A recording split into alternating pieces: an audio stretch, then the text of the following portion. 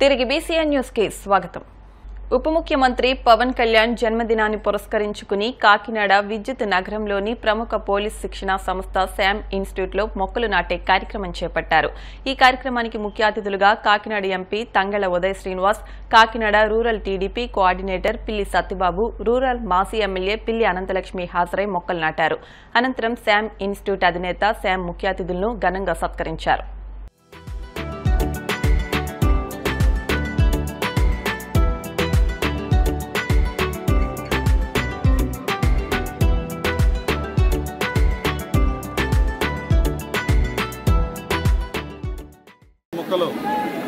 ప్రజలందరూ జనసేన నాయకులు, టీడీపీ కార్యకర్తల నాయకులు, అలాగే అన్ని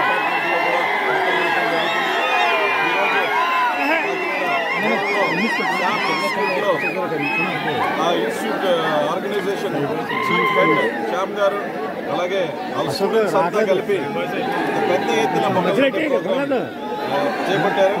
అంటే చాలా మంచిగా ఈ లొకాలిటీనే చాలా బాగా తీర్చిదిద్దేలాగా వాళ్ళు శ్యామ్ ఇన్స్టిట్యూట్ అనేది ఇండియాలో సౌత్ ఇండియాలోనే topper in national level, number 1 in south India.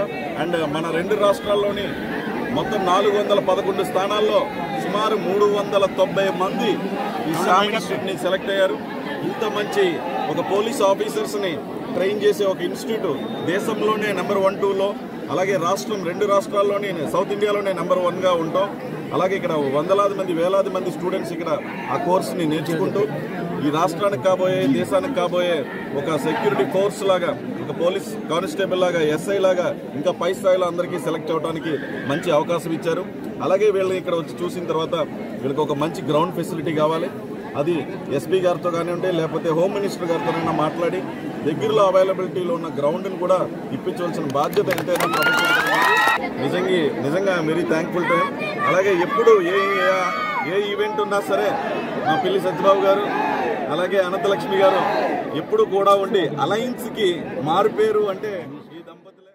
Eluru జిల్లా బేమడోలు మండల వ్యాప్తంగా దివంగత నేత డాక్టర్ వైఎస్ రాజశేఖర రెడ్డి వర్ధంతి కార్యక్రమాలను వైసీపీ శ్రేణులు ఘనంగా నిర్వహించారు. అర్జావారిగూడెం, బేమడోలు జంక్షన్, లింగంపాడులోని వైఎస్సార్ విగ్రహాలకు వైసీపీ శ్రేణులు పూలమాలలు వేసి నివాళులర్పించారు. ఈ కార్యక్రమంలో పార్టీ మండల అధ్యక్షులు సత్య శ్రీనివాస్, గ్రామ సర్పంచ్ పాము సునీత, మాన్సింగ్, జడ్పీటీసీ తుమ్మగుంట భవానీ రంగా, వైఎస్సార్ అభిమానులు పాల్గొన్నారు.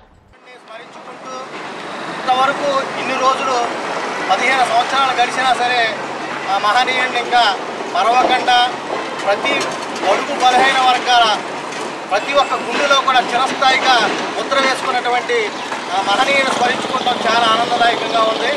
మరి అదేవిధంగా ఎంతోమంది పేదలు ఈ రోజున డాక్టర్లు అయ్యారంటే, ఇంజనీర్లు అయ్యారంటే ఆయన పెట్టిన ఫీజు రీయింబర్స్మెంట్ కార్యక్రమంగా, మరి అదేవిధంగా ఎంతోమంది ఆరోగ్యపరంగా చాలామంది గుండె జబ్బులతో బాధపడుతుంటే ఆరోగ్యశ్రీ అనేది తీసుకొచ్చి చాలామందిని మరి కాపాడినటువంటి మహనీయుడు. మరి వైఎస్ రాజశేఖర గారి పరిపాలన 5 సంవత్సరాలు 3 నెలలు మాత్రం చేశారు. అయినా సరే ఆయన చేసిన మంచి కార్యక్రమాలు ప్రజల గుండెల్లో నిలిచిపోయారు. మరి అటువంటి మహనీయుడిని మరి మనం ఈ రోజున వర్ధన్ సందర్భంగా మరి ఘనంగా నివాళులు అర్పించుకుంటున్నాం. ఎందుకంటే 15 సంవత్సరాలు అయిన తర్వాత మనం అందరం గుర్తుపెట్టుకుని, ప్రజలందరూ కూడా గుర్తుపెట్టుకుని ఉన్నారంటే ఆయన చేసిన ఆరోగ్యశ్రీ కానీ, 104 కానీ, 108 కానీ, అలాగే ఉచిత విద్యుత్ కానీ, అలాగే పెన్షన్లు కానీ, అలాగే ప్రాజెక్టులు మరి ఎన్ని కట్టారు. మరి ఇవన్నీ కూడా చేసి మరి ప్రజల్లో ఇందుగా నిలిచిపోయారు. అలాంటి మహనీయునికి మనం ఘనంగా నివాళులు అర్పించడానికి వచ్చిన ప్రతి ఒక్కరికి కూడా మరి పేరున ధన్యవాదాలు. పశ్చిమ గోదావరి జిల్లా పాలకులులో డిప్యూటీ సీఎం జనసేన అధినేత పవన్ కళ్యాణ్ జన్మదిన వేడుకలను జనసేన శ్రేణులు ఘనంగా నిర్వహించారు. ముందుగా పట్నంలో బాణాసంచా కాల్చుతూ భారీ బైక్ ర్యాలీ నిర్వహించారు. అనంతరం గాంధీ బొమ్మల సెంటర్లో జనసేన నియోజకవర్గ ఇన్ఛార్జ్ సినీ నిర్మాత బన్నీవాసు ఆధ్వర్యంలో కూటమి శ్రేణులు కేక్ కట్ చేశారు. పాలకొల్లు ప్రభుత్వ ఆసుపత్రిలో మొబైల్ అన్నా క్యాంటీన్ ద్వారా రోగులకు, పేదలకు అన్నదానం నిర్వహించారు. ఈ సందర్భంగా బన్నీవాసు మాట్లాడుతూ పవన్ కళ్యాణ్ పుట్టినరోజు వేడుకలతో పాటు జన సైనికులందరూ వరదల కారణంగా జరుగుతున్న విపత్తుకు సహాయ కార్యక్రమాలు చేయాలని పిలుపునిచ్చారు. అక్టోబర్ 2 ఆ మహాత్ముడు పుట్టినరోజు అయితే సెప్టెంబర్ 2 ఈ మహాత్ముడు పుట్టినరోజు.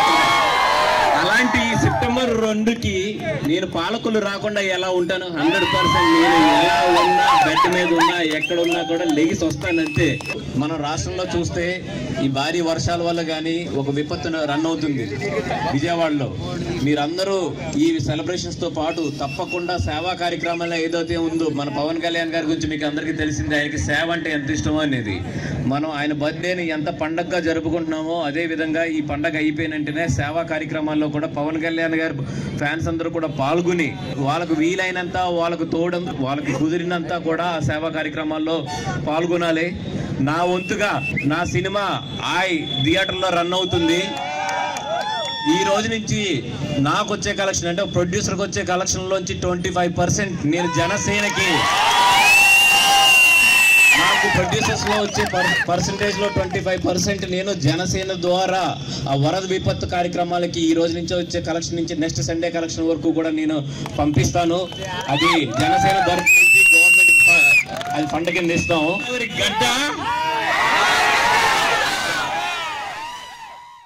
వార్తలు ముగించే ముందు ముఖ్యాంశాలు మరొకసారి.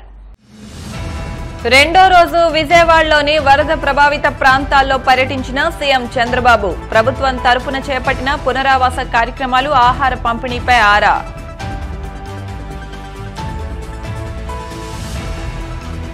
ప్రజా ఫిర్యాదుల పరిష్కార వేదికలో అందిన అర్జీలను నిర్ణీత గడువులోపు పరిష్కరించండి. అధికారులను ఆదేశించిన కడప జిల్లా శివశంకర్.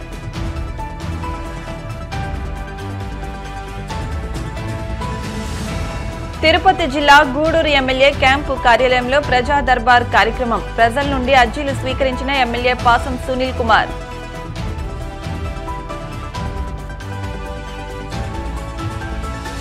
భీమవరంలోని లంకపేటలో 2 వ్యక్తుల మధ్య ఘర్షణ. కత్తిపోట్లతో ఒకరు, ఏలూరు ప్రభుత్వ ఆసుపత్రిలో చికిత్స పొందుతూ మరొకరు మృతి.